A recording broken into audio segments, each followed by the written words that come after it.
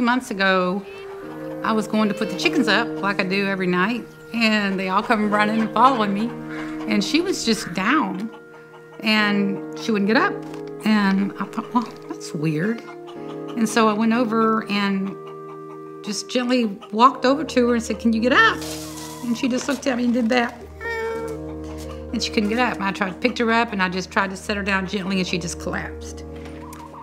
And so evidently she injured her tendon or a muscle, pulled a muscle. I'm not sure what she did, but I brought her in the house, and she stayed in Tommy's office for a couple of days, and I fed her, oatmeal, and there's I take this stuff called Zeal, and it's got turmeric in it, and ashwagandha. It's got all these wonderful herbs and stuff in it, and foods. And so I thought, well, it's good for me. It helps my inflammation, so I give it to the chicken. So I started giving her the Zeal in little syringes 2 or 3 times a day. And she started getting better. And a lot of TLC. And next thing you know, well, hey, that's Dixie. You know Dixie. Hey, But the next thing you know, she was walking better. Even though she was kind of like hop along, I called her Hop Along Cassidy Kid, because she still kind of hop along, but she was doing just fine. And then a couple of days ago, she was down again. I went to put them up in the chicken coop, and she was sitting down right there at the edge of the coop. Before I went vegan, I loved Chick-fil-A sandwiches, chicken sandwiches, as much as anybody. And I would come home and with a chicken sandwich, and I'd have my chickens at my feet. And not everybody gets the tactile, experience of living on a ranch like this going vegan. I started having all these conflicts in my mind and my soul that I would be eating a chicken and loving this one, and we never ate our own animals. Even the cows, we never slaughtered our own cows. We always bought the pretty pink packages, at the grocery store. And she's going to sleep. And I remember vividly when I was working on her leg in the kitchen and giving her a little syringe of that Zeal. I remember vividly that I was working on her, and I got the gut feeling of how I used to eat chicken legs when I was working on her leg, and I just started crying at the sink. Just started crying. I was deep, guttural, horrifying, just sobs, because I was working on her leg and realizing that, everybody eats them. Never even thinks a thing about it.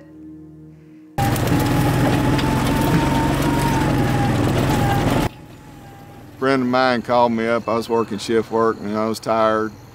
And he goes, "Hey, come out here. There's this girl that wants to meet you." And I said, "Yeah, you're lying. You always are." And he was. And I went anyway. And anyway, I met her.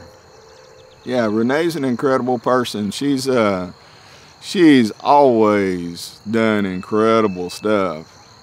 One of the early things I saw was she was in a play in Houston, 2,000 or 3,000 people, threw her the roses on the stage and all that stuff because she was the main singer, and she was right on the edge of making it, and it was a wild ride. You could write a book about her, music career, and for whatever reason, it never happened. Oh, Shenandoah, I long to see you. Whoa, you rolling river. Oh, Shenandoah, I long to see you across the wild Missouri. Herman's very soothed by music, and so I sing to him all the time. And I see his eyes change when I sing to him, and I watch his ears perk up. I watch the hair go down on his back. He was on a concrete floor at that kill shelter. It was not nice. He had barking dogs all around him. And so he was very stressed when we got him. Very. Right over there, we're building his fences and his home. His little feet are going to touch the earth for the first time in a long time. Just got to get him out of here. I want him out of here so bad. Herman's owner had passed away. He had been left for 6 months. The kids came and cleared out the house, cleared out the furniture, got the dog and the cat, but left the pig. And Herman had been fending for himself, so the animal control officers had picked him up, brought him into the shelter. And Renee, God love her, she's a week out from this event. Right? She has spent all the money she's got on this project. Her husband, at the time we talked on the phone, her husband was out in the midday sun mowing and shoring up fences to contain the bull calves that didn't go to slaughter. And she said, I don't know, Celeste, I don't know if I can, a pig. I mean, I've never dealt with a pig. I don't even have a place to put him. I don't know.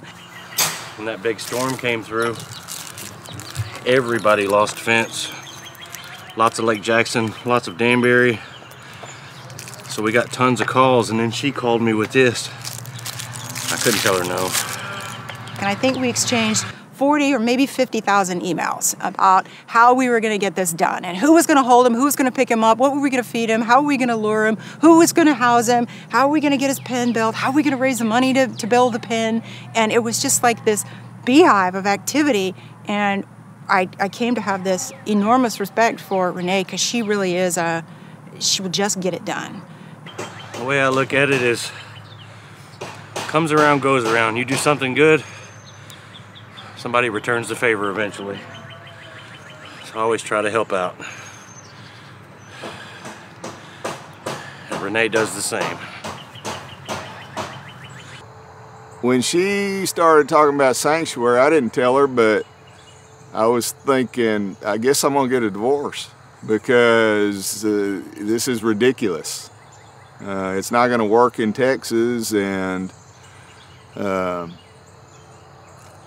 she wanted to try it. And Renee is a very strong-willed person, and you can't tell her not to do something.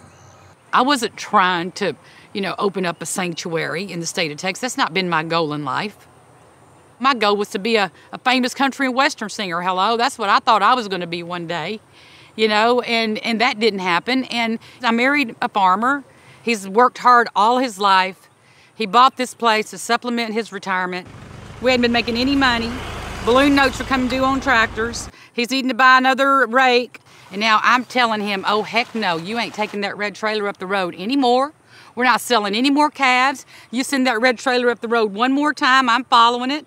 I'll go to the slaughterhouse if I have to. And it was a process for me because, I love my husband. I didn't want to just say, too bad, you go up the road. What I've been here is a catalyst for my husband to see a way that he's never been shown before, because his history, his culture, his way of viewing the world is so grounded in tradition. Fourth generation cattle rancher. His great-grandpa herded cows from San Antonio by horse with spurs, and they had their own brand. And Tommy still has that. That means something to him to restore that history. So this is Tommy's heritage. For Tommy to say, none of that meant anything doesn't come easy. But watching his wife change, watching his wife draw the line in the sand, watching his wife pull in all these people from around the world that are supporting us to build a sanctuary in the state of Texas is changing my husband. That's what's changing my husband. I kind of laughed at her and said it'll never work, and she has actually put me in my place now, because the vegan world came to her rescue. She started meeting people that allied with her. It was incredible, and I started watching it, and I couldn't believe what was going on. It's kind of like a dream. They're incredible. If she has a problem, somebody in her network helps her out and it magically disappears. I think that we all have the power to change and to transform, and we see that every single day at Mercy for Animals. Someone whose family owned a cattle ranch decides to give up everything that they knew to be familiar to become a vegan animal rights activist. We see every single day the power that compassion has. Is it not better to light a candle than to curse the darkness? All the darkness in the world cannot put out the light of a single candle. I believe another world is possible, and on a quiet night, I can hear her breathing. It will be difficult, I know, but do not be afraid. Remember Mahatma Gandhi's words. First they ignore you, then they laugh at you, then they fight you, and then you win. The brutes and the bullies have been Goliath, but David is coming. Maybe he's in this room. Maybe he's one of you. And if not you, who? And if not now, when? Here's my daughter, Genesis Butler. Thank you.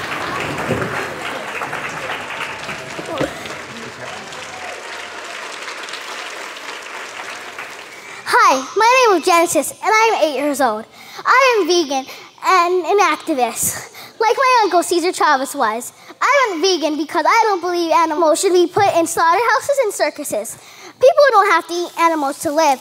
All my favorite foods like pizza and mac and cheese I can still eat, in a vegan version.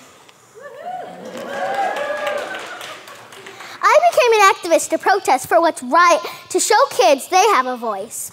I protest circuses and other places that imprison animals. I help people who are blinded. They don't know what's happening to the animals. I also leaflet to give information on what's happening and now to go vegan. I even talk to my friends. My goal is to get them to go vegan. I'm here for a purpose. My purpose is to get the whole world to go vegan. Thank you for helping me. Peace.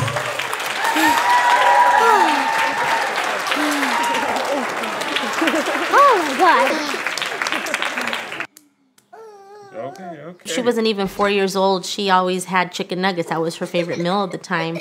And so I read all the parenting books in the world because it was my first child. And a lot of books said if that's all they want to eat and they're picky, just let them eat chicken nuggets or whatever it is all day. And I just said, okay, well, I believe the commercials, the white meat, and, you know, if you have milk with it or apples and the whole kids' meals and all that. And I would give it to her because it made her happy. And at least I thought it made her happy because I believe the advertisements in it didn't make her happy. And she just finally told me one day, she said, hey, Mom, where do we get our food from? And I said, you know, we get it from the grocery store. And she said, no, that's not where we get it from. And she knew. And so I just, at that moment, I knew I had a tough decision to make. Do I tell her the truth? Or do I just, you know, keep playing it off? And just my instincts kicked in. And I said, I'm going to tell her the truth. Because I always told myself as a parent, if my child asks me something, I'm going to give them the straight truth. Because, you know, that's what's needed. And I told her we kill animals for the food that she was eating, and she was devastated. And I didn't even know she knew what death meant at that age, and she just knew deep down inside. And she said, well, we have to kill, what is it? I said, well, chickens and cows, and I was explaining, you know, beef is from cows, like the burger, that's not beef, that's a cow. And, you know, the chicken is the actual animal, the little bird. And she said, you know what, I don't ever want to eat this again.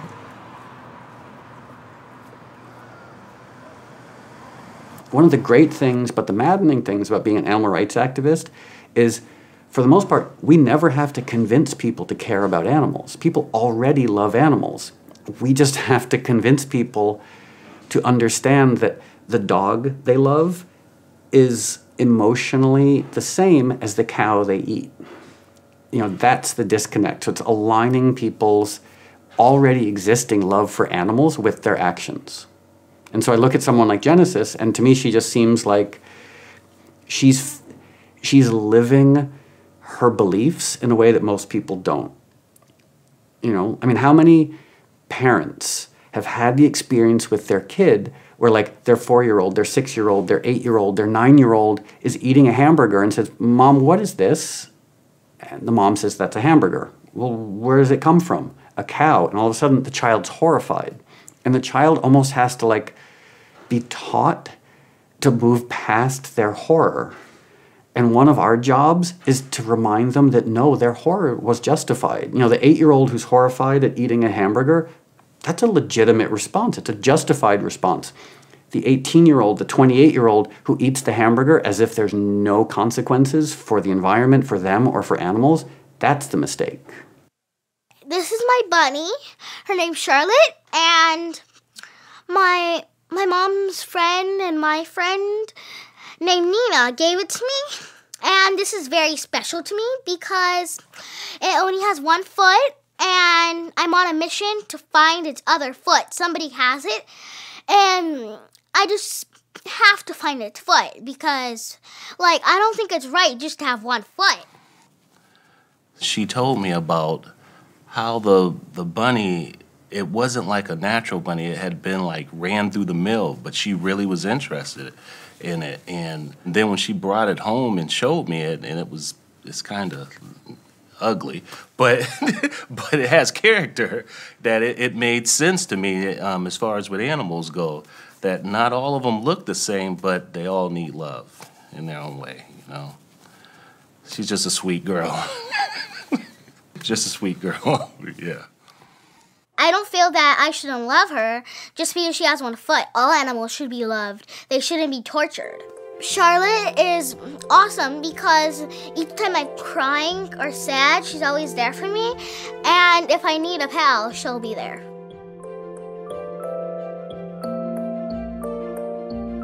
One day I was nursing my baby, and she came and she looked at her sister when I was nursing, and she said, "Mom, where do we get milk?" And I said, "Oh man, I'm going vegan today." I already knew it was going to happen. It was a wrap. So we went vegan that day. From that point on, we never looked back. But I did look back a couple times for a chocolate bar, and she caught me.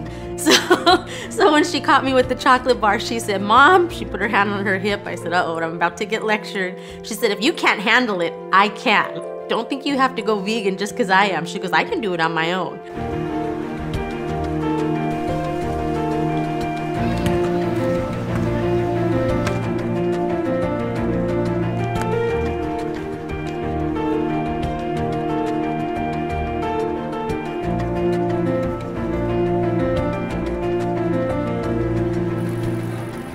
Don't ever underestimate your own voice.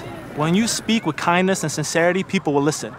And every single leaflet that Genesis or I hand out has a potential to change one person's life forever.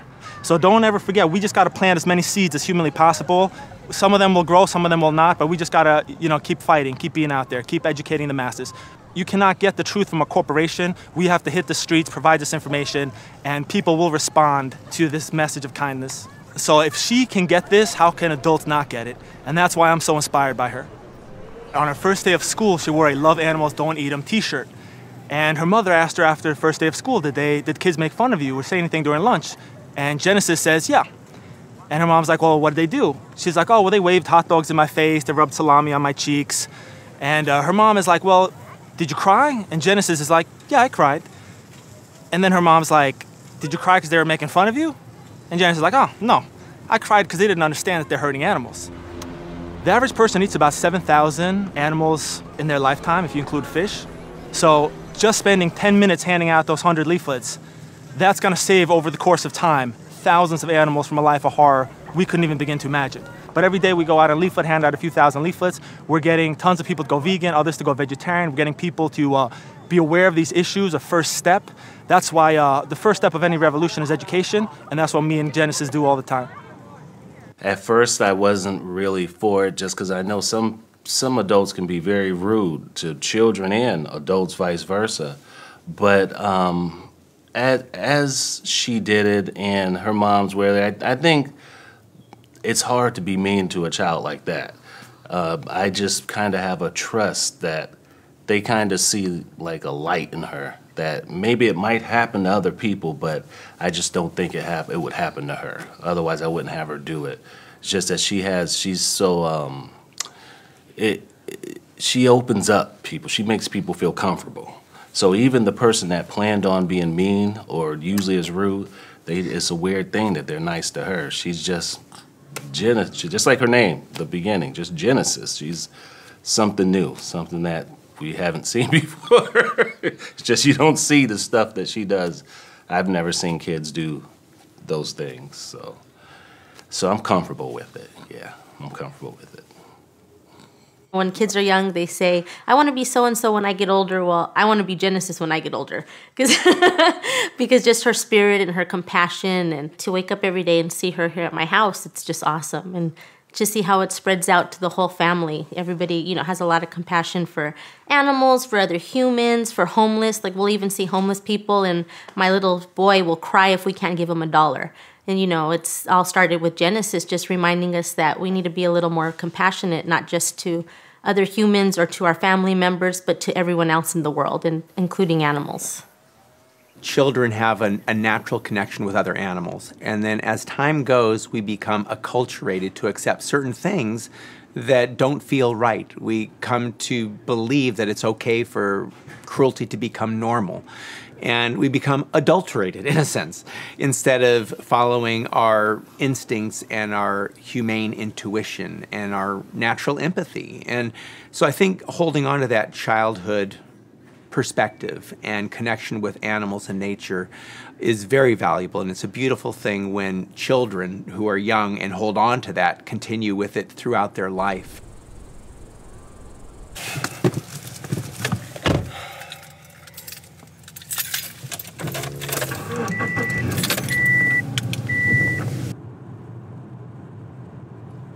I knew that something wasn't right. I knew that I wasn't drinking like other people. I was passing out, getting alcohol poisoning, blacking out, getting sick, drinking before school, things that normal 10th graders don't quite do. I had a lot of trauma in my life, and I think that's a common thread with people that develop some substance abuse problems. The divorce and not having a present father, and our family was ripped apart. Alcohol, that was the elixir that helped kind of make things feel a little bit better.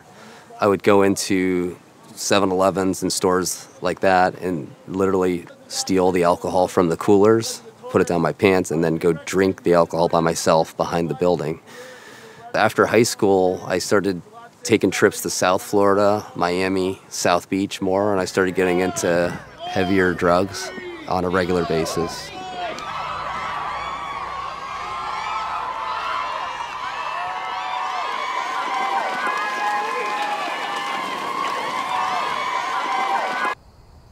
After that year or so, I started getting more into to cocaine, and by the time I was 25, I was a daily drinker and user and cigarette smoker and very unhealthy. And I honestly should not be here right now. I should be dead. I did almost overdose many times.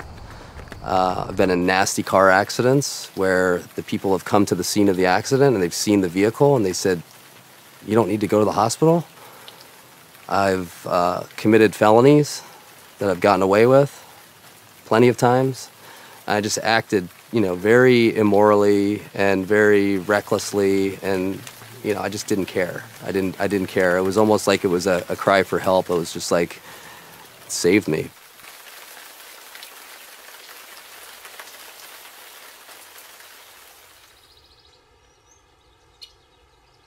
I called my brother, and I called him in the middle of the night, and I was crying to him on the phone, and apparently I said that I needed help.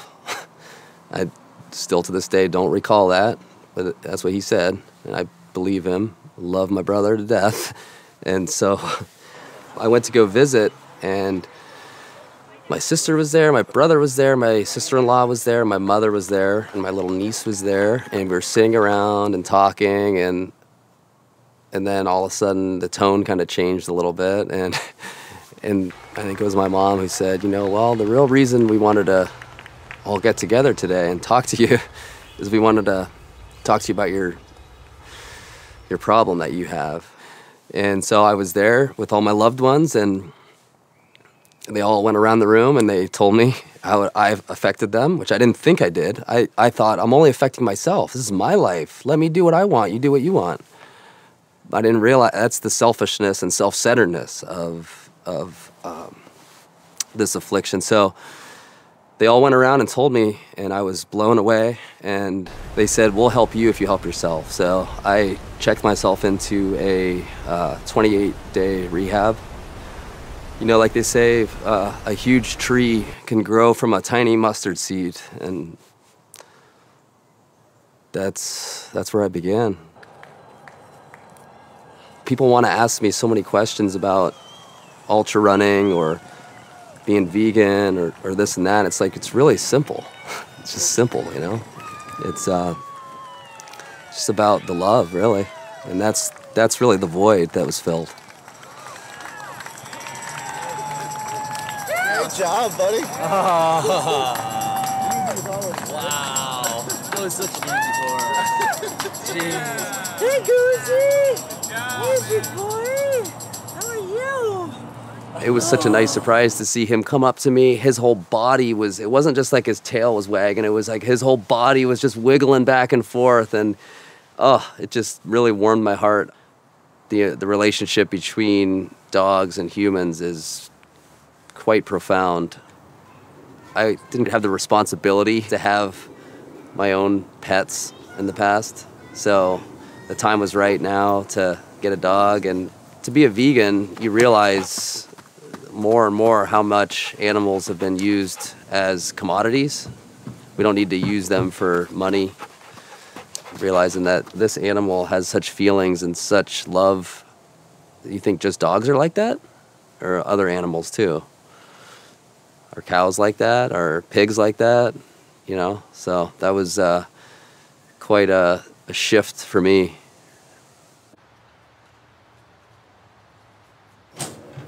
Hey, Jen. Hey, Nassim. How's it going? Good, how are you? Yeah, good. How was the race? Oh, it was really fun, but it was tough. I'm sure you killed it. I'm looking forward to a float, definitely. Yeah, awesome. Yeah. The tank is all ready. You're in floatarium. You can head on up. Sweet. Thank you. You're welcome. See you in a bit. See ya.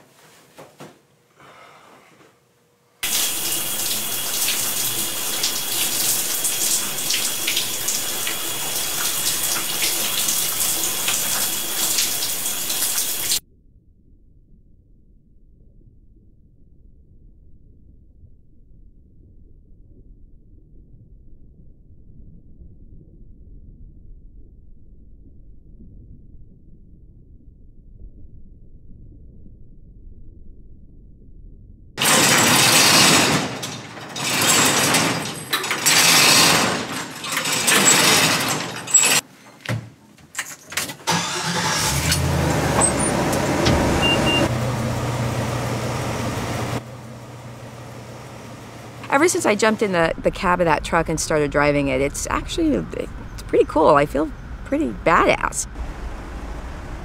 It's a very big truck and it's very heavy as well. So it's not just the size of it, but to brake, it takes a while because it's like 13,000 pounds. It's kind of cool getting up there and driving this big old truck. We live in the wine country, so this is our bread and butter around here, and there's so many wineries. I don't think anyone's ever physically counted them. There's too many to count. And so when you're looking at that big of a presence with wineries, it's just important to utilize the resource there. I mean, why not? The stuff is really good. So the best thing for me, and that's why I change up my menu all the time, is to just get in the kitchen and say, I wonder what this would be like if I added this to it. And this whole rap that vegan food has had about being tasteless, it's just a bad rap. I mean, people say to me all the time, oh, I've had vegan food. It's not very good, and I'm like, yeah, me too. I've had bad vegan food too. I mean, I've had bad pizza. If you care, I think, that the food is good. I really care that not only the food is good, that it's knee-buckling, that it's exceptional, and it's, if I'm making something, I'll I'll taste it and like, yeah, this is really good, but my knees aren't buckling yet. I need something to go, ah, yes. I think that people just need to come out and try it. The word vegan, they think fake, and it's not. And the taste is just out of this world. And a lot of people say, you know, once they eat it, they're like, I don't even need to go out and have, you know, that hamburger from that place after I've eaten her food. So you just need to get over the idea that it's a fake food, because it's not. And I would say too that a lot of people have this impression that, like, oh, she's a vegan or he's a vegan. They eat carrots, right? Or they eat celery. It's like, no, food, real and good food. And you don't have to be vegan to come out and try vegan food. I noticed this older gentleman with his veteran's hat and all these pins and looking a little out of place, a little uneasy, you know, with, I'm not sure I recognize half the food on the menu. What is this? I'm not, you know, a little unease there. I know you told me not to tell Dad that it was vegan. But the daughter, urging him on, usually they got a partner in crime there. No, I have never tried vegan food before. Thank you. I have a general idea. It's non-meat, basically.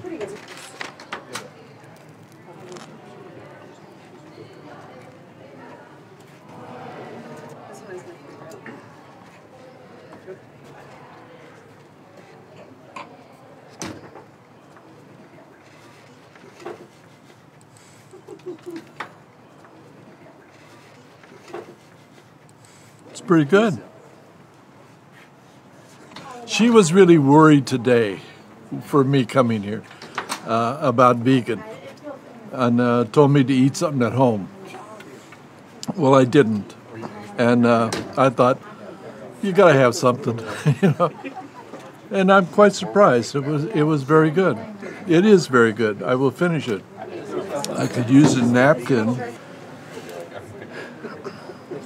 In the evening, when I go by and I'm just walking by their table really quick and the daughter grabs my arm and pulls me over to the table and she's like, I've got to tell you, he's never had vegan food before and he loved it. And it's like, it makes my heart proud, because now vegan food is accessible, you know? It's not a weird out there thing.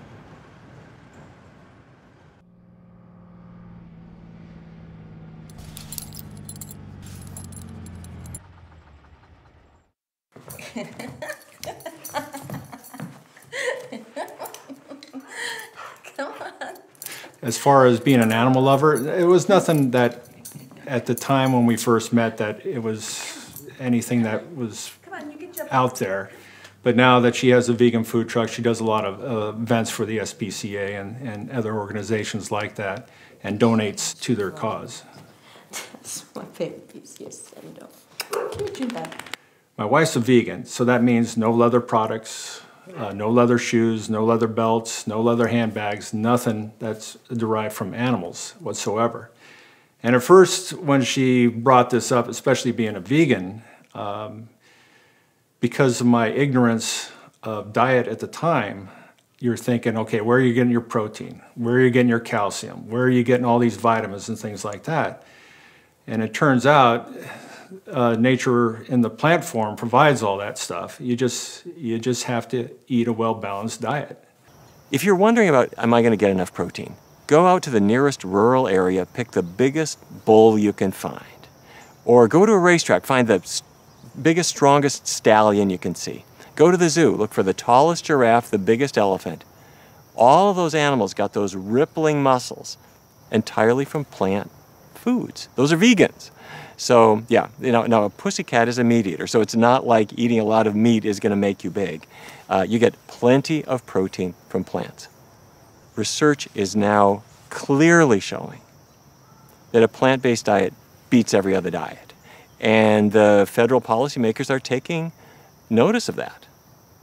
If Jerry's cooking a plant-based diet, I have no problem with that. 10 years ago, I would have gone out to the store and bought some meat to add on to it, but not anymore. Now that I'm starting to understand that you can get all these nutrients, you can get the protein, you can get everything you need from plant-based diet, then the fears go away.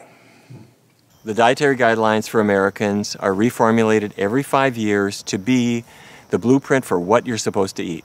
That means every kid in school, every food assistance program, really every nutrition program is supposed to adhere to the dietary guidelines for Americans. They're a big deal.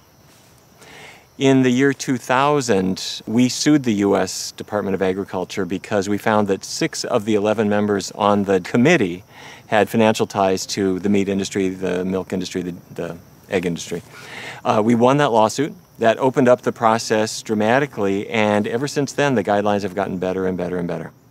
To run a business, you can't be sitting on your butt all day being tired. So you have to have a balanced diet, and I think by her being a vegan, by having a plant-based diet, her energy levels are higher.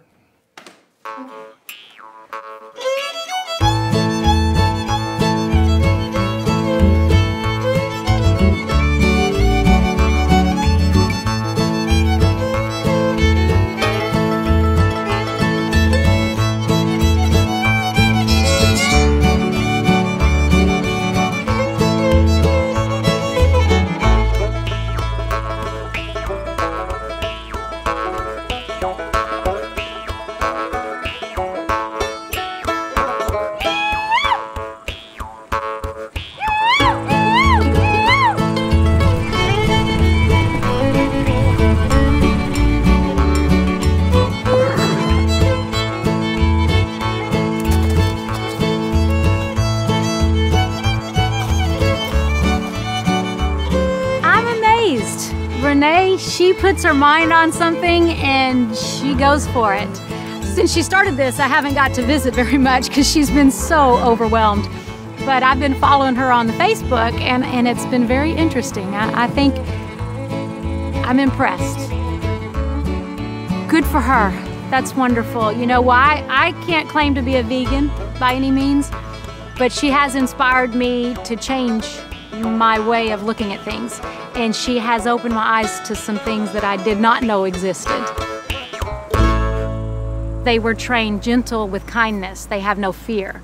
You know, a lot of people go to their pasture for a horse and they run the other way.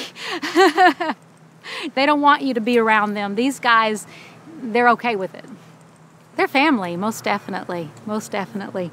I've had him 23 years and he'll die on my property. I mean, he'll be here until he grows old and sees his last day, won't you? Yes. He was an accident. He wasn't on purpose, but we love him just the same. Here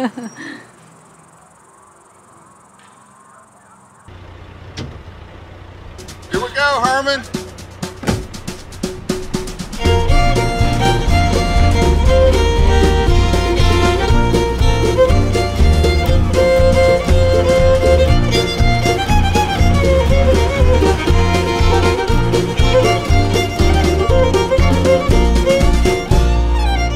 We heard about what Renee was doing out here for these animals, and when the opportunity came up, I knew she had all this going on. It was kind of a time crunch, but I felt like I had to be a part of it, really. She's doing a good thing out here, you know, and anytime that you get an opportunity to do something like this, it's, you know, I try to jump on it. Okay, Herman. I want you to rip off that copy. Yeah, I'm sure we're probably going to hang around to watch. Yeah, we've put a lot of time and effort into this, and this is going to be his home, and it'll make us feel really good to see him happy in it. Oh, Herman, we love you so much. We see your soul behind your eyes. We know you had it rough. Oh, Herman, we love you so much. We see your soul behind your eyes. We know you had it rough. What resonates with me with Renee is that you see the motto on my shirt. That's the motto of the shelter. Every animal matters. Every single one. And for her, that is this personified.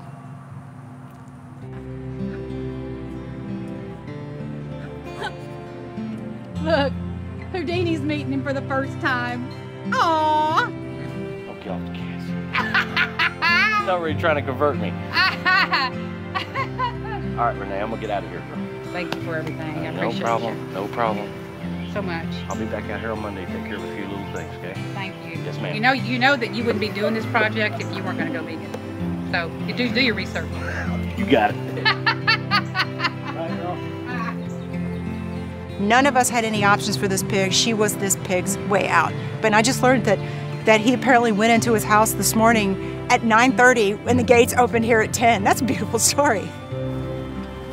If you are here to be part of the show and watch the entertainment and the speakers, the only way we're going to know you're here is if you're in the front. All right, I know we got vendors out there and that's important, but we want to see who's here for a moment. I know, right? No 231? 232?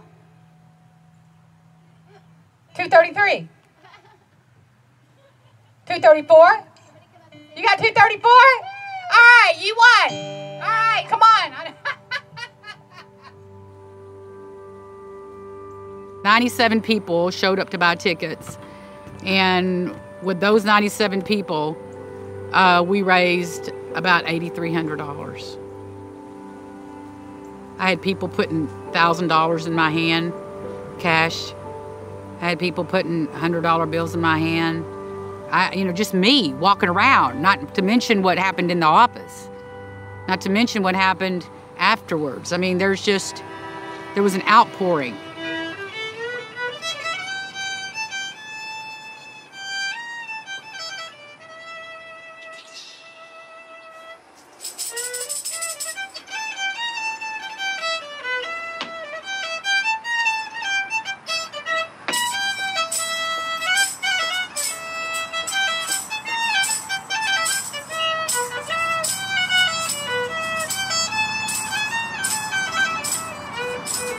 I'm a surgeon, but I specialize in weight loss, so I do weight loss surgery and medical weight loss diets, and I teach people plant-based diets.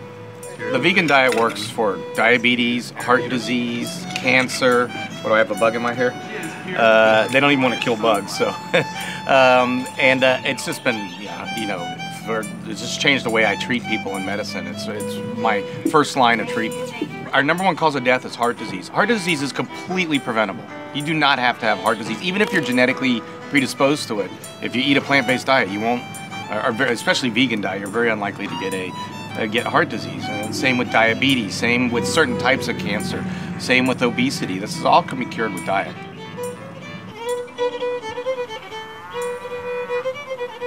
Children are not really attracted to eating meat. That's something that we kind of push on children. And we let them choose whatever they want, and pretty soon they decided they didn't want to eat animals. When they figured out, this one was like, isn't it weird that there's a chicken out in the farm and there's a chicken that you eat? And was like, well, no, they're the same thing. And she was like, they're the same thing, and then that was it for eating chicken.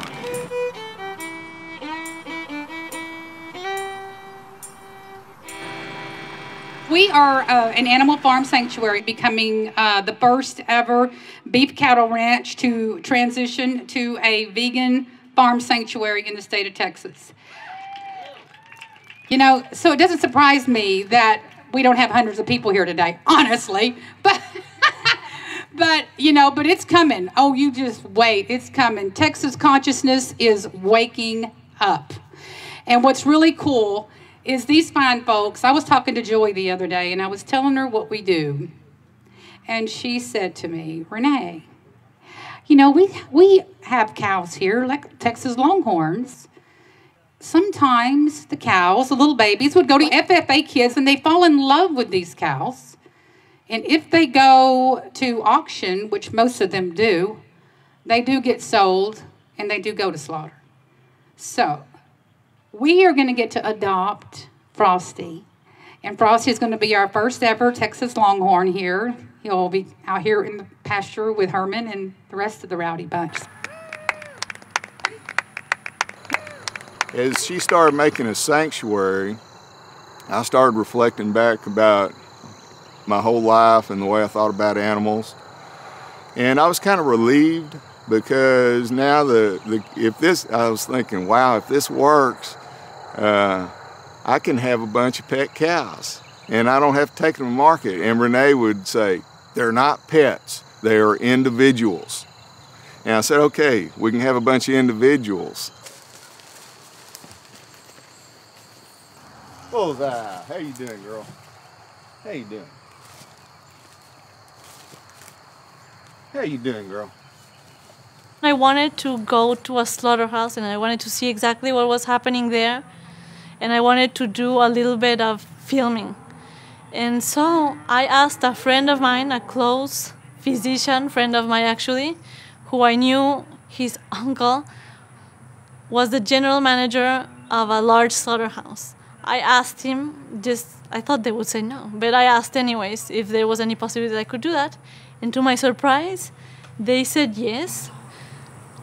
Prior to being slaughtered, the animals were so desperately fighting for their lives. They were so moving around violently and jerking around that when they were supposed to be killed, they were really not even killed. Many times they were just injured or weakened. Actually, that's what I saw that happened most of the times with the cows.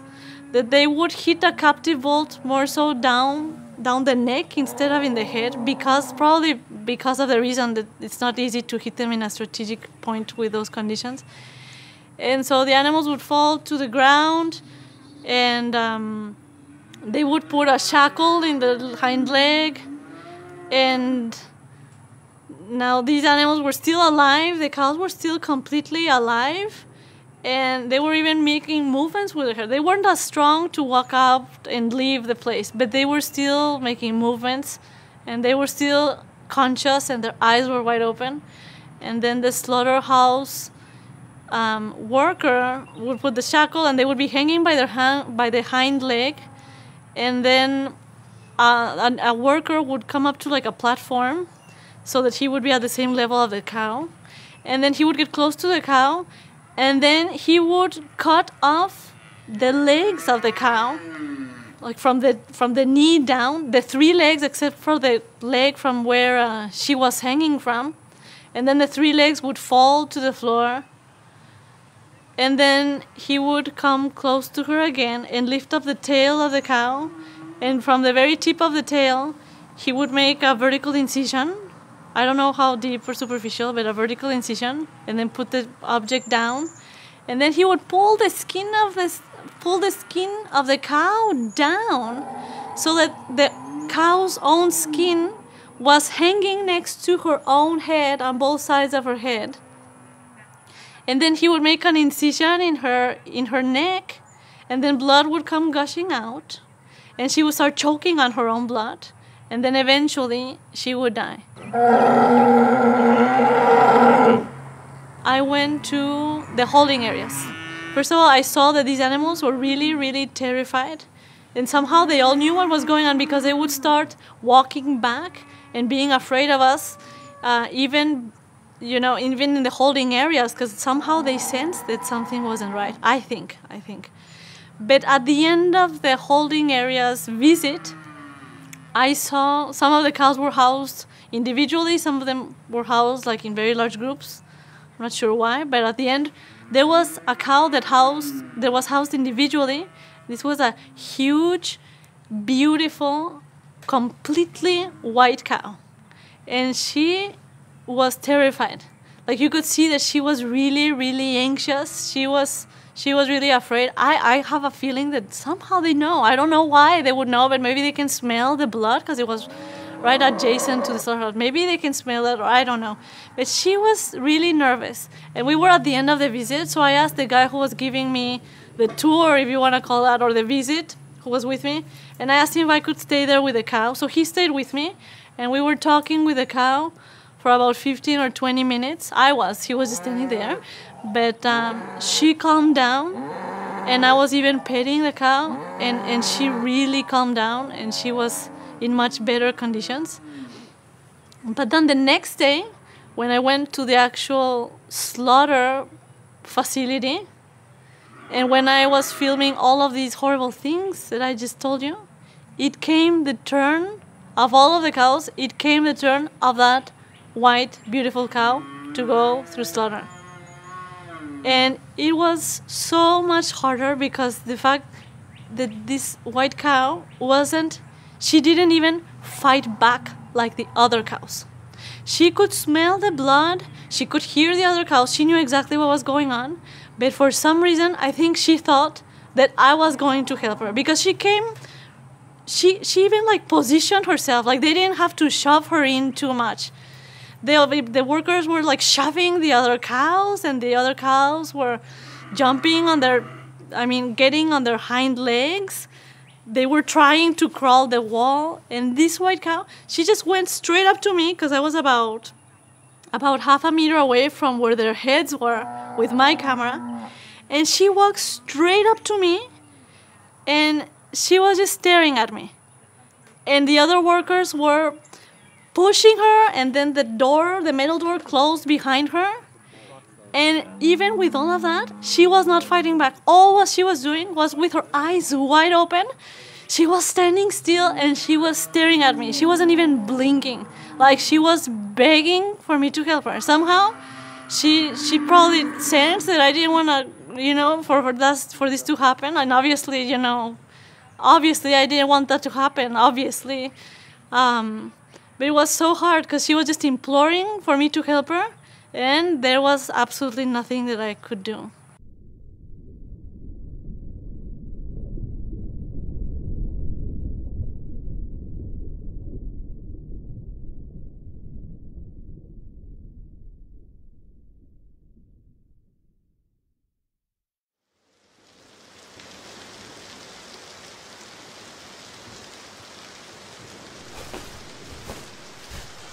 Don't give up. Just gotta focus and find some comfort within the discomfort. Okay, we're gonna work on some lateral movements, speed skaters. Okay, we're gonna go to the side, alternating legs. Okay, in 5, 4, 3, 2, 1, go. Get a nice T position and hold them out. 4 minutes, beginning now. When those little voices start coming into your head, they tell you to quit, tell you to give up. Just like in life, when it gets tough, you don't give up. You can override that, push past, and come out on the other side.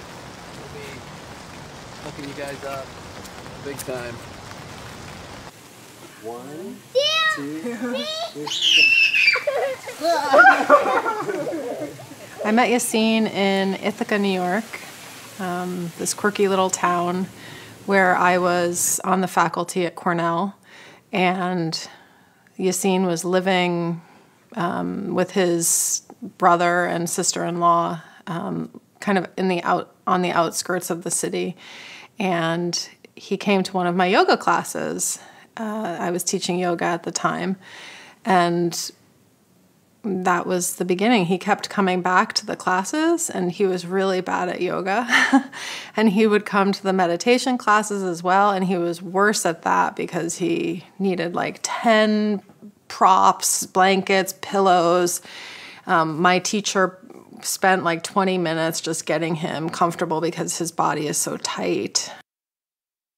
He had long, wavy hair and a ponytail, and he was kind of bigger than he is now. And I started to think, wow, this guy keeps coming to these classes and he's really bad at it. I wonder if he likes me.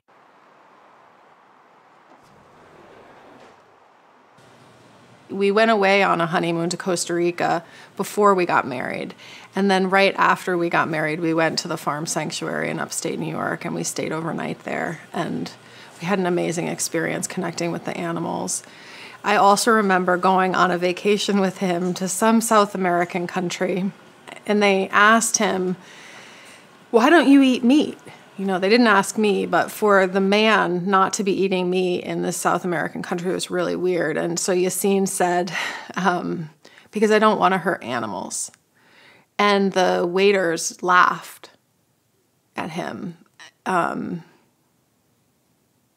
I thought that was just so authentic and brave of Yassine to show that empathy to others. I think it was a big moment for him because it was one of the first times he had been challenged or asked why.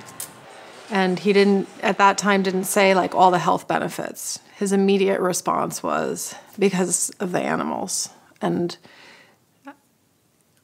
that's really representative of the kind of person that he is. Not only are runners vegan, but they're actually performing at a high level. I think that is out there on the table now, that you do get enough protein. That's not a question anymore.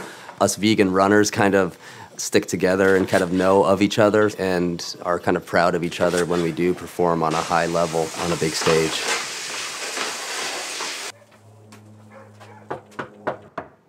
One thing I really do enjoy is cooking for vegans and non-vegans in my home and seeing their eyes light up about how good it is and how full they feel. Because I think a lot of people have a misconception. They feel like they're not going to get satiated or they're not going to be filled up because they don't have a big hunk of meat to fill their belly. I love when people come over and they're just like, wow, that was an amazing dish. Oh, I feel so good. And it was all plant-based.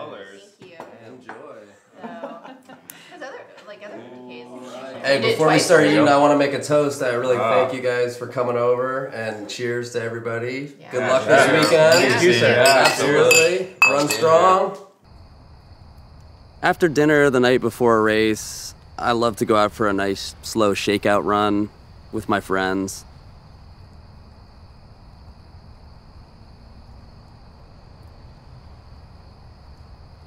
The first time I met Yassine was a 50-mile race just outside of Seattle called the White River 50-miler. And I was, running along, and all of a sudden this guy comes up to me, and he starts talking my ear off, like, hey, I went vegan, you really inspired me. And he was just going nuts. I'm like, who is this guy? And at the same time, I'm like, wow, he's really got an energy to him. And I thought, would drop off eventually, but he just hung with me for the next 5 miles up this brutal climb. And he had as much energy in his voice as he did in his heart and lungs.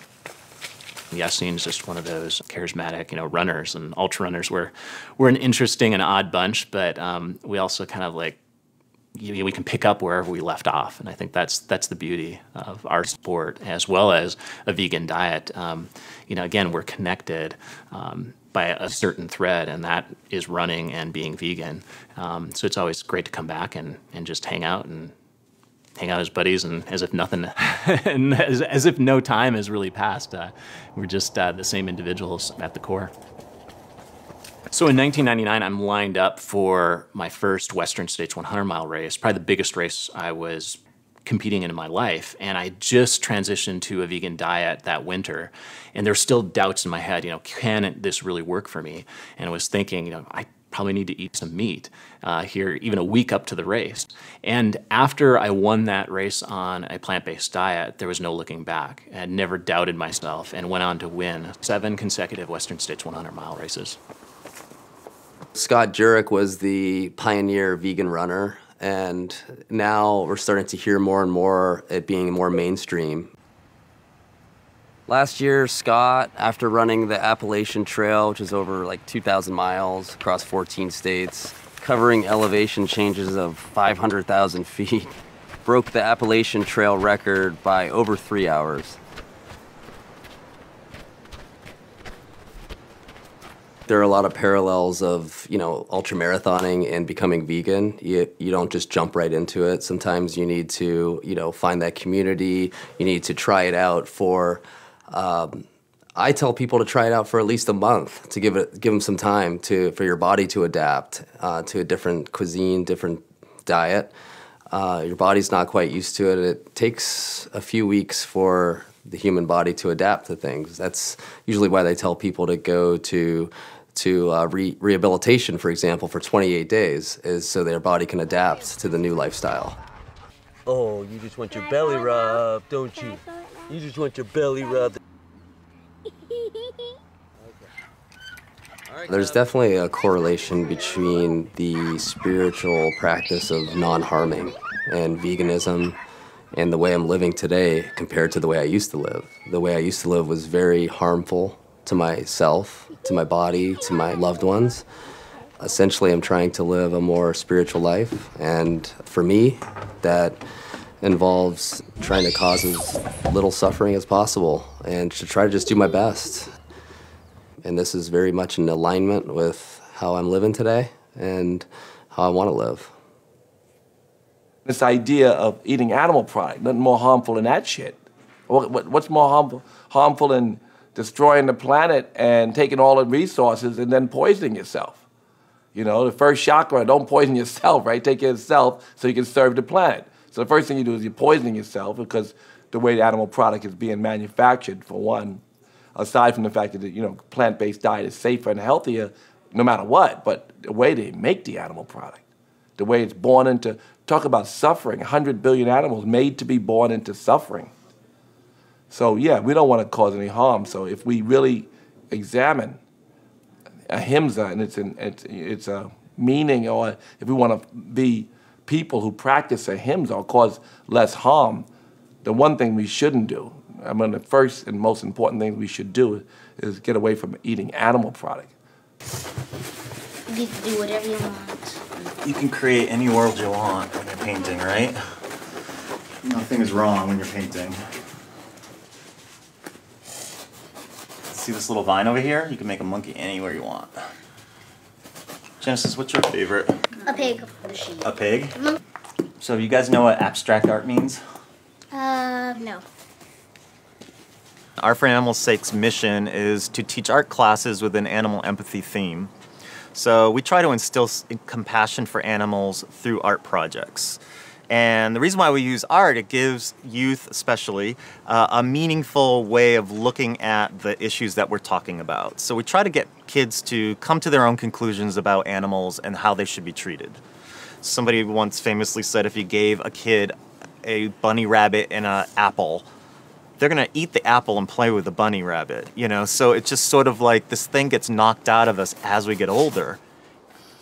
One of the projects that we did was a lantern project, and we were basically protesting an animal experimentation lab. And so we just made these beautiful handmade lanterns. We had over 280 people from across the United States ship them to us. And we put them in a public place, and people saw these lanterns, and they gravitated to it because it was such a beautiful display. And they said, what is this all about? And we said, well, actually, every one of these lanterns represents one of these animals that is going to be experimented on in this lab that they're going to be building soon. And so by putting something beautiful in the world and enticing a conversation, I think brings people in instead of revolting them or putting them on the defensive. With Genesis and her age group, I think they're really benefiting from this age because the information's out there, and it's whether they want to recognize it, they want to see it. And she has become such a good spokesperson because she has a strong feeling, but she also has sort of the background and the education, whether she's gotten it on her own or through her parents, to put it into practice. And I think that's why she's become such a powerful spokesperson at this age, because people see the innocence, but they also see the maturity and the intellectual maturity that she brings to the subject. And it's really hard to, you know, talk to a kid and have them say these things that are so basic and so unfiltered and refute it. You just can't. He was spending the night one night, and he's like, what are we going to eat because you guys are vegan? And we're like, well, what do you like? He said, I like meatball subs. So we said, well, we'll serve you that. So then I was talking to him about veganism, and then my mom made his sandwich. He ate it, and he's like, this is really good. So then after that, he left, and then his mom called back. He's like, Tahir wants to go vegan now.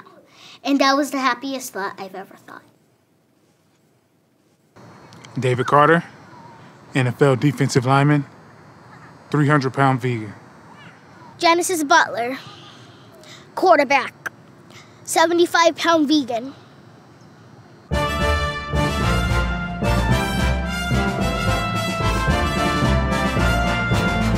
I'm gonna crush you like a little bug, but I don't crush bugs because I'm vegan. Got insurance? Because you're gonna need it.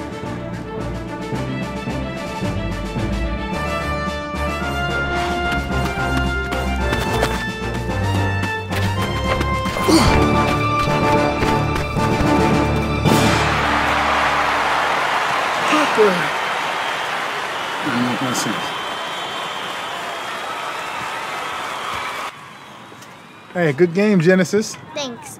those were just some of my basic moves. Next time I'll show you some of my real moves. You know, you talk a lot of trash. These boys challenged me to a push-off, and my mom sent me in this cute little white sparkly blouse. And then the boys did like 10 push-ups, and then like, oh, I can't take it anymore. And then I'm like, okay, so I can do more. I did 100 push-ups, and then I come home, my shirt's all dirty. It's all like black, and my mom's like, what happened? I'm like, I did push-ups, and I did it on the black top. And she's like, next time, scoot over to the grass a little bit. And she had to throw it away. It was just... Oh man, I feel sorry for those boys. That must have been a real shot to their ego, huh? When I first started going vegan, I met this 72-year-old guy. His name is Victoras Kovinskis, and I was doing like 100 push-ups, and I thought I was doing a lot. Or for me, that's what I thought at that time was a lot. But he was doing 200 push-ups at 72 years old in one time. So that was like our little competition. And now I'm doing like 500 push-ups. So they were messing with you, huh? All the guys thinking that because you were vegan, you couldn't do push-ups and you beat them and you obliterate them. Yeah, that happened to me. See, everybody was thinking because I was going vegan that I was going to be all weak and small and stuff and never be able to play again. But I did lose some weight. I got down to 265, but then I put on another 40 pounds of just solid muscle, and now I'm stronger than all of them. So vegan is clearly the best way to go. You know that too. And those little boys who you beat in the push-up contest, they know that too now. Oh, so another thing your mom told me about was the football game when you showed up in ballerina shoes. Oh, so I came from a circus protest. And we thought it was my brother's game, so it was gonna be all right. And he was in his jersey. He was ready. Come, my team's all. They're like, come on, where were you? I'm like, and then I had like my Save the Elephant shirt on. I had everything on, all my protest stuff. So then they make this 12 alligator rule. It was just like 5 alligator first. So now it goes up to 12 because I was pulling flags like that. I remember when I was playing Pop Winter. Yeah. It was. The defensive line had to wait 5 alligators before we could go rush the quarterback. So they pushed it up because of you to 12 alligators? Like you were supposed to do for 5 alligators, 1 alligator, 2 alligator, 3 alligator, all the way to 5. So then they pushed it up to 12. So that's like half of the game. The game's almost over. Genesis, count 2 more alligators. Point. 1 alligator, 2 alligator, 3 alligator, 4 alligator, 5. So then I do 12 alligators. Go get them! But I still catch the flag, so couldn't do nothing about it. So they tried to cheat to stop you from taking their flags, and they still ended up looking bad. And there were some big guys too. Man, how many touchdowns did you score that game? 5-0. Wait, so the score was 5-0. Who scored all? You scored all the touchdowns? So you scored. Hey, this is all boys, right? You're playing against all boys. I'm the only girl. All meat eaters, and you're the only girl, and you're the only vegan, and you scored all the touchdowns. And they had to push the alligators up to 12, from 5 alligators to 12 alligators, just to stop you from snatching all the flags. Man, shoot, you're doing a better job than me with all this football stuff. That's right, girl.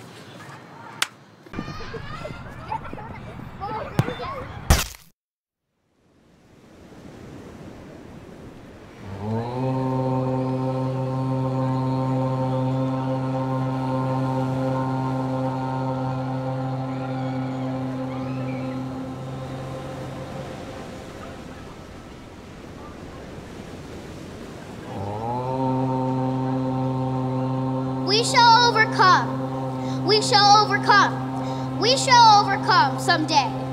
Oh, deep in my heart, I do believe we shall overcome someday. We'll walk hand in hand. We'll walk hand in hand. We'll walk hand in hand. We'll walk hand in hand someday. Deep in my heart, I do believe we shall overcome someday. You are not alone. You are not alone. You are not alone today. Deep in my heart, I do believe we shall overcome someday. We shall overcome. We shall overcome. We shall overcome someday. Deep in my heart, I do believe we shall overcome someday.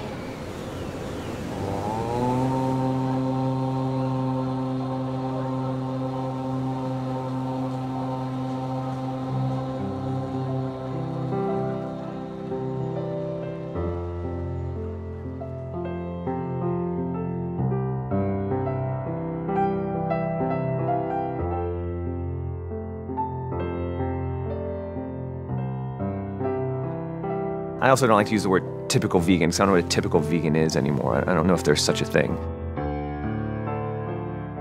I think that sort of 70s version of the tree-hugging, crystal-powered, Birkenstock-wearing unicorn rider is sort of nonsense and has been for a long time. I left home right after college, and I ended up walking, actually, all the way from New England to Tennessee. And I ended up in Tennessee at a community called The Farm, which at that time was the largest hippie commune in the world. There was about almost 1,000 people there, and they were all vegetarians. In fact, we would today call them vegans. No one heard of the word vegan in 1975. I fought competitively for many, many years. I still train, and there's nothing more satisfying than getting into the ring with a guy who's 20 years younger than I am and just completely handing him his ass.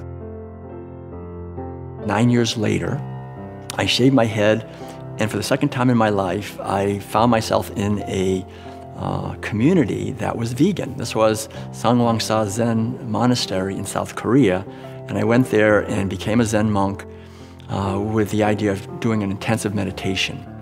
And I realized, though, that these people in this monastery had been living what we would call a vegan way of living for 750 years. I can remember one of my old coaches who was super traditional. He's about 1,000 years old Chinese guy, who used to say, you gotta be more aggressive, you gotta eat more meat, you gotta eat more meat and be more aggressive. So there was no meat, no dairy, no eggs, no wool, no silk, no leather. Even mosquitoes you wouldn't just kill, you would put them outside.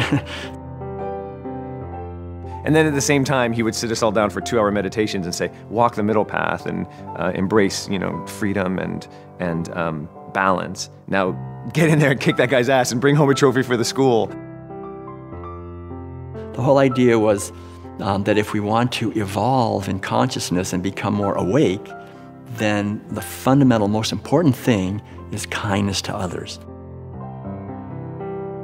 And it's that same sort of cognitive dissonance that says I can, pet my dog and love my golden retriever, and then I can eat a double bacon cheeseburger. And it simply never made sense to me.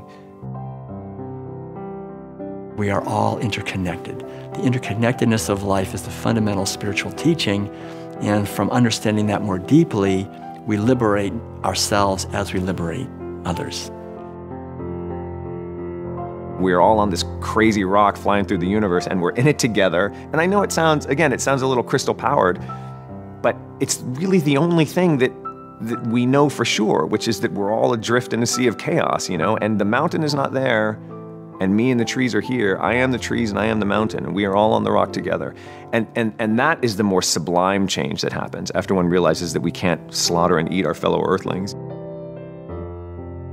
The whole idea of veganism is really a social transformation, but also a personal transformation based on awakening out of the delusion of being a fundamentally separate self and competing with others to get something, rather to see that as we bless others, we are blessed.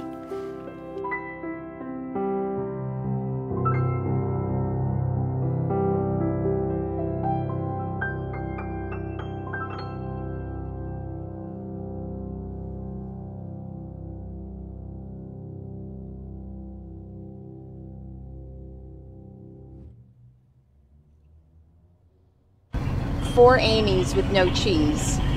That would be completely vegan? Yeah, but we also can do, if you get 4 vegan Amy's, I can do them with vegan cheese. Oh, okay. Well, actually, you know what? I think I'm fine without the cheese, vegan or not. But wow, that's great. That's good to know. Okay. 4 Amy's with no cheese? 4 Amy's, no cheese. And then I need 2 non-dairy chocolate and 2 non-dairy strawberries. Back in the day in 1970 when I first became a vegan, a lot of those veggie meats, I won't name the brand because they're good people that tried hard, but they were, I'm not sure if that veggie meat was good for your body, but it certainly wasn't good for your soul.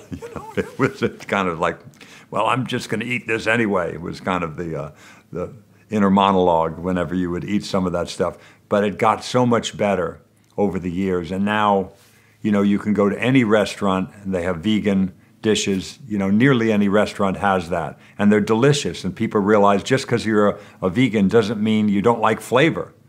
Garlic is just fine. Cayenne pepper is just fine. Ginger is wonderful. Put some flavor into it. And that's what I do when I cook. I make a number of wonderful dishes. I have a spicy Thai basil eggplant I make a wonderful curry. I have a chicken with peanut sauce with fake chicken, of course. You know, Trinidad squash, Greek potatoes. I have all these wonderful dishes filled with flavor that people, big meat eaters that come to my house, they love it. And they begrudgingly go meat-free for the day, but then when it's done, when the meal's done, they go, you know what, I could do this again. I may do this a little more often. That's exciting. I'm a vegan sitting in a drive-thru ordering a burger and a shake and fries. Very cool. I didn't fully understand the green aspects of it back in 1970, but by the early 90s I did. You know, it takes so much more land and water and energy to create a pound of beef than it does a pound of broccoli or a pound of grain. So it's the green choice in many ways: land use, energy, water, you name it. Right now on my truck it says vegan. I'm really considering rebranding into plant-based because I am finding that that is more accessible to people. It's the same thing, it's the same food, but unfortunately I think that over time vegan has created a whole other layering of meaning, which sometimes can mean militant, and people get defensive, like, you know, oh, you're going to tell me how to live my life or whatever. There's no joy in being right about climate change or being a vegan or single-use plastic, you know, some of these things that we've been talking about for many years, but I would hope that people would be more open to these points of view now that there's been a great success rate about a lot of the things we've been talking about. You know, right here in LA and in several other cities, solar power is now on a par with, you know, the traditional grid power of coal and natural gas and all of that. It's now cost effective to do solar. So that's a big game changer. So now maybe people will be open to these kinds of things and dietary choices that you can make that will be good for the environment and good for your own health. When I use the term plant-based, I find people just open up. You can just, oh, yay, yeah, I love plants. That's good, you know. And when I use the term vegan, oftentimes I just see them kind of close up. So it's, hey, you know, I want to use what works. I mean, if people are going to be more open to the word plant-based or words plant-based as opposed to the word vegan, sure, I'll do it. As long as they eat my food, that's all I care about. I don't care how they get there. I just want them to get there and then understand what it's about. And then the discussion about veganism can hopefully come into play. I mean, baby steps, right?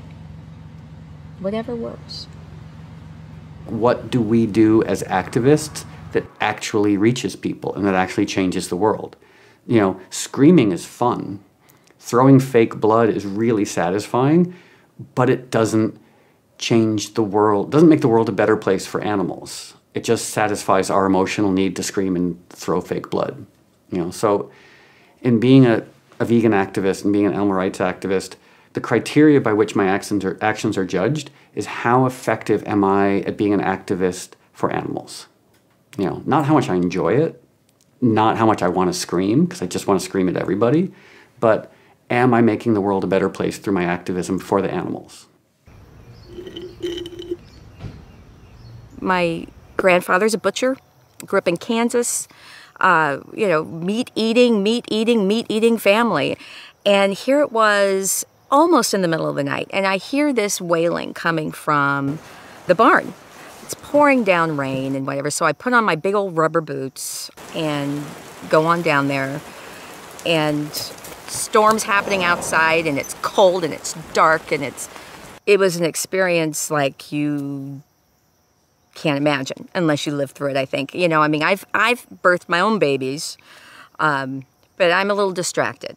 But here I'm watching the miracle of life just happen right in front of me, and my hands are right there, and I'm in there, and I'm actually inside this lamb pulling out the baby, and it was just a really beautiful moment.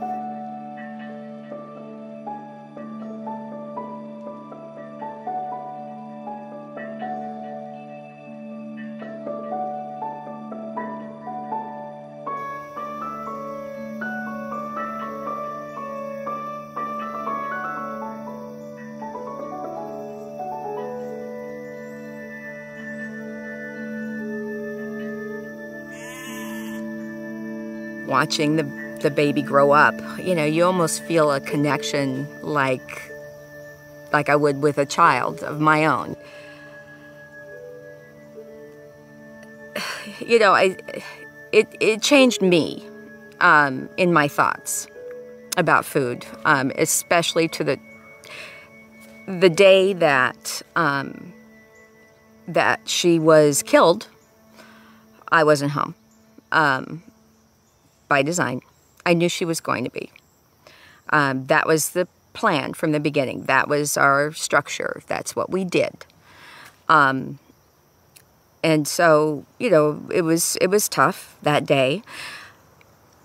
But my background has always been, you know, this is life. This is the way things are, and this is. So my feelings were wrong. You know, I needed to buck it up. I needed to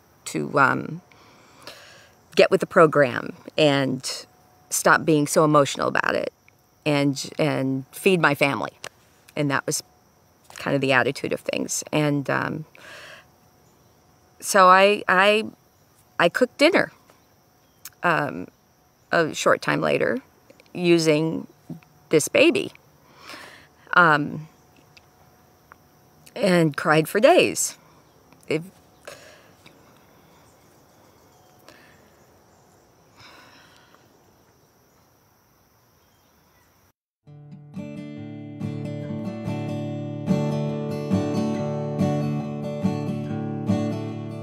I'm resonating to the sound of the spirit in the forest and the stream, vibrating to eternal rhythms where the mysteries unfold magically.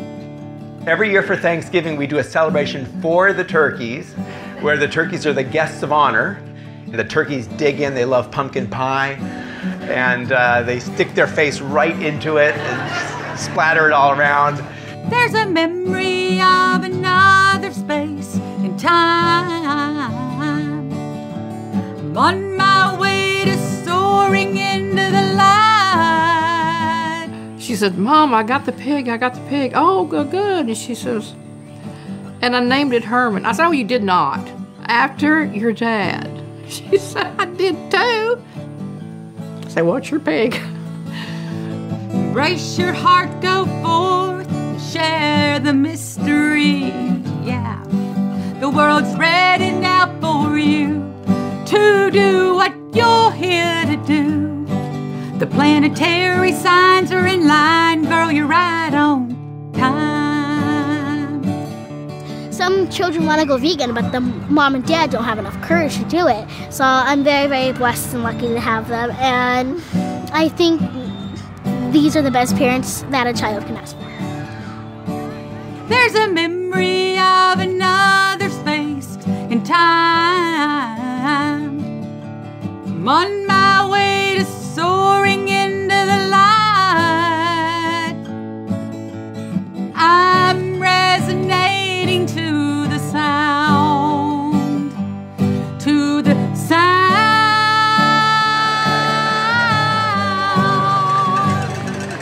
to the sound,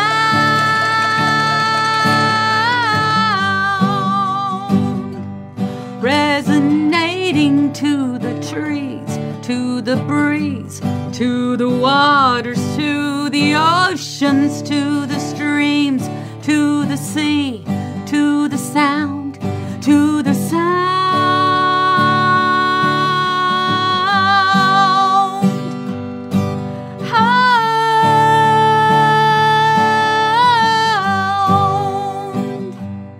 The cage of chickens fell off a transport into Memorial Park and broke open, and all of them but one were killed.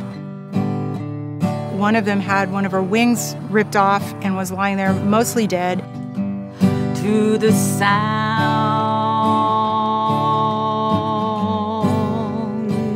So I went and picked this chicken up, and and took her to the shelter, took her to our vets, took her to an avian vet, and we fostered her. We named her Isabel and got to know her. It became impossible to ignore that we had to take the next step. And my partner and I had both had brushes with being vegan. We've been vegetarian for years, but this, for us, Isabel's face was on it. To the sound.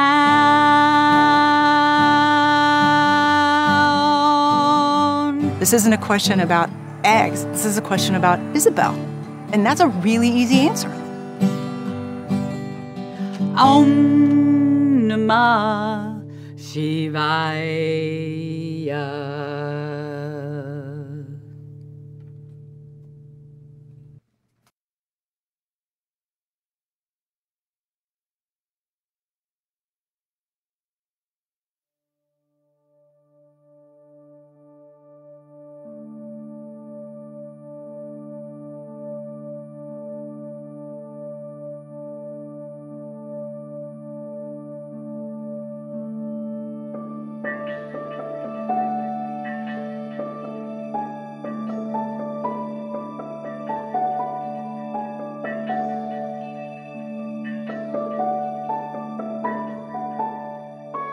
Could you look an animal in its face and simply say to it that your appetite is more important than its suffering? You know, that your desire to eat it is more important than its desire to be alive. Houdini has fallen in love with the Herman the pig. Oh, yeah. I was out there earlier, nobody else was around, and they were just nose to nose. And I watched them a little while, and they just, I don't know what they were saying to each other, but they were communicating.